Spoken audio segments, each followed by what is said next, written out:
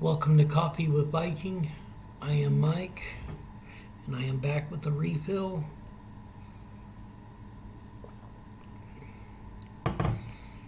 And I guess I should call this Tea with Viking because that's what I'm drinking right now, considering it's in the evening time.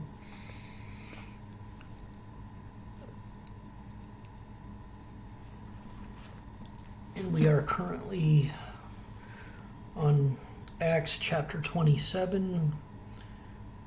I am working on going through the rest of Acts because there's only 2 more chapters. So here is Acts 27. And when it was determined that we should sail into Italy, they delivered Paul and certain other prisoners unto one named Julius, a centurion of Augustus's band, and entering into a ship of Andromitium, we launched, meaning to sail by the coast of Asia. One Aristarchus, a Macedonian of Thessalonica, being with us, and the next day we touched a Sidon, and Julius courteously entreated Paul and gave him liberty to go unto his friends to refresh himself. And when we had launched from thence, we sailed under Cyprus, because the winds were contrary. And when we had sailed over the sea of Cilicia and Pamphylia, we came to Myra, a city of Lycia. And there the centurion found a ship of Alexandria sailing into Italy, and he put us therein. And when we had sailed slowly many days and scarce were come over against Cnidus, the wind not suffering us, we sailed under Crete over against Salmon, and hardly passing it, came unto a place which is called the Fair Havens, nigh whereunto was the city of Lacia. Now when much time was spent, and when sailing was now dangerous, because the fast was now already past, Paul admonished them, and said unto them, Sirs, I perceive that this voyage will be with hurt and much damage, not only of the lading in ship, but also of our lives. Nevertheless, the centurion believed the master and the owner of the ship more than those things which were spoken by Paul. And because the haven was not commodious to winter, and the more part advised to depart thence also, if by any means they might attain to Phoenice, and there to winter, which is in haven of Crete, and lieth toward the southwest and northwest.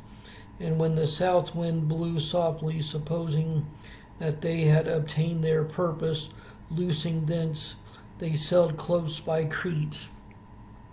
But not long after there arose against it a tempestuous wind called Euroclydon, and when the ship was caught and could not bear up into the wind, we let her drive, and running under a certain island which is called Clauda, we had much work to come by the boat, which when they had taken up, they used helps undergirding the ship, and fearing lest they should fall into the quicksands, strake sail, and so were driven.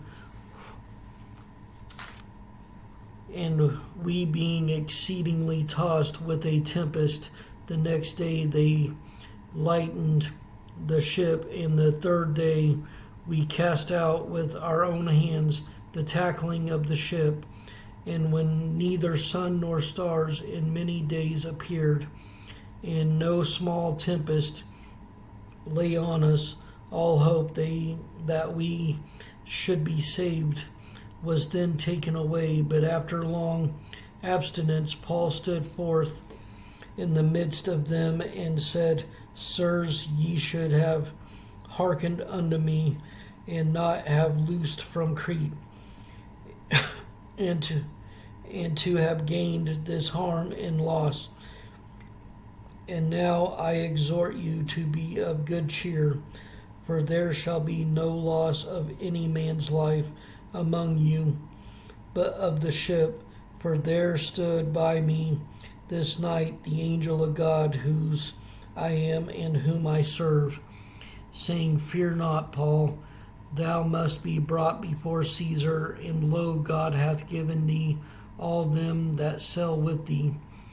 Wherefore, sirs, to be of good cheer, for I believe God that it shall be even as it was told me. Howbeit we must be cast upon a certain island. But when the 14th night was come, as we were driven up and down in Adria about midnight, the shipmen deemed that they drew near to some country, and sounded and found it 20 fathoms. And when they had gone a little further, they sounded again, and found it 15 fathoms. Then, fearing lest we should have fallen upon rocks, they cast 4 anchors out of the stern, and wished for the day.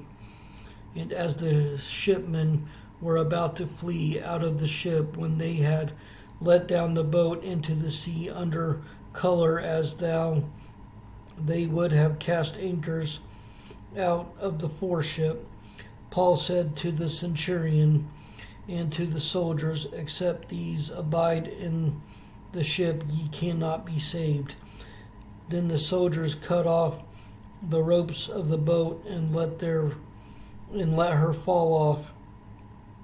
And while the day was coming on, Paul besought them all to take meat, saying, This day is the 14th day that ye have tarried and continued fasting, having taken nothing.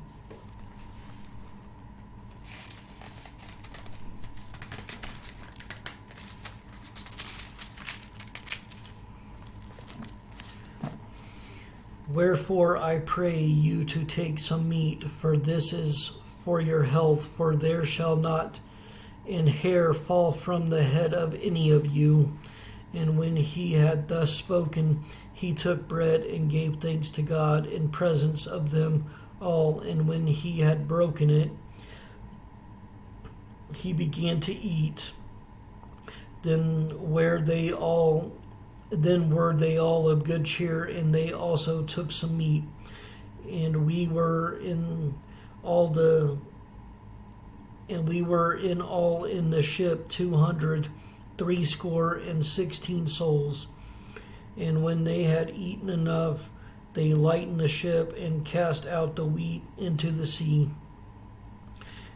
And when it was day, they knew not the land, but they discovered a certain creek with a shore, into the which they were minded, if it were possible, to thrust in the ship. And when they had taken up the anchors, they committed themselves unto the sea, and loosed the rudder bands, and hoist up the mainsail to the wind, and made toward shore. And falling into a place where 2 seas met, they ran the ship aground, and the foreparts stuck fast and remained unmovable, but the hinder part was broken with the violence of the waves. And the soldiers' counsel was to kill the prisoners, lest any of them should swim out and escape. But the centurion, willing to save Paul, kept them from their purpose, and commanded that they which could swim should cast themselves first into the sea and get to land, and the rest, some on boards and some on broken pieces of the ship. And so it came to pass that they escaped all safe to land.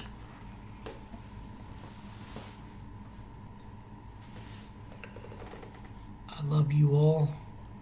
Stay blessed. Stay caffeinated. And may you all have a wonderful evening. Much love.